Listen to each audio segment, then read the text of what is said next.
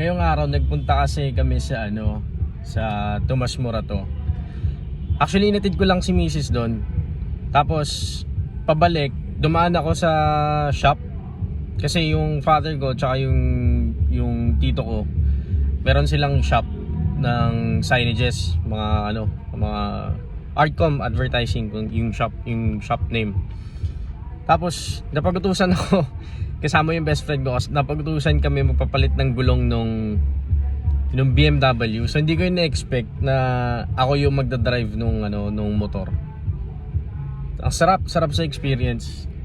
Grabe yung torque, yung power. Hindi mo alam, grabe talaga. So ganun pala yung feeling ng ganun pala yung, kasi ngayon ko na lang ulit siya na-drive ko na yon some beses, pero ngayon ko lang ulit siya na drive. So pinatesting niya yun sa akin before. Pero ngayon medyo mas matagal yung driving experience ko doon sa motor na yun. So mamaya pakita ko sa inyo yung video and yung mga pictures na take ko. So samahan niyo ako. Oh boy, kumuhay ka muna. BM boy.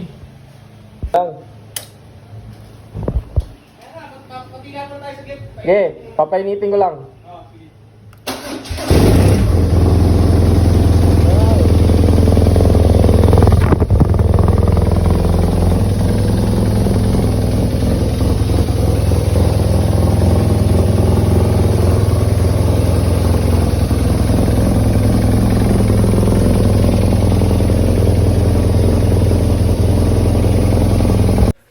At eto na nga yung pinahiram sa atin ni Tito Jojo na motor. Kung titignan nyo, plain and simple, pero grabe yung ganda niyan. Sobrang lakas ng torque, lakas ng power. Napagandang experience. So maraming salamat.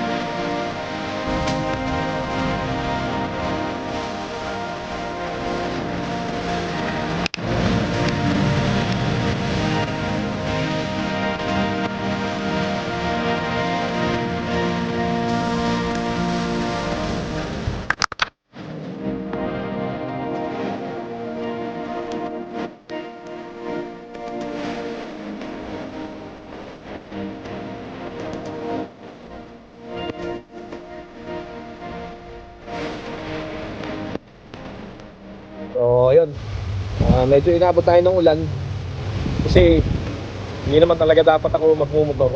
Kaso lang napabutusan kasi ako.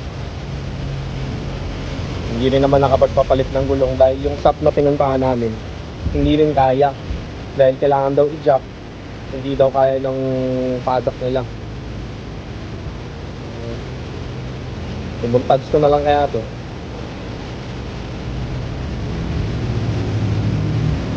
Lapit na ng ulan. Sakto. Shoutout nga pala kay Tito Jojo. Siya yung may-ari ng motor na yan. BMW R90. Napakaangas yung nito. Signature.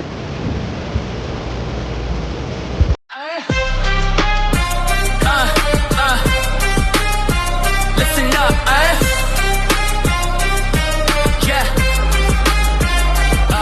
yeah, listen up, I'm about to break the sound barrier. Every syllable calculated, every bar carrier. I'm pure destruction, linguistic construction. About to witness verbal combustion. I accelerate through verses like a bullet train.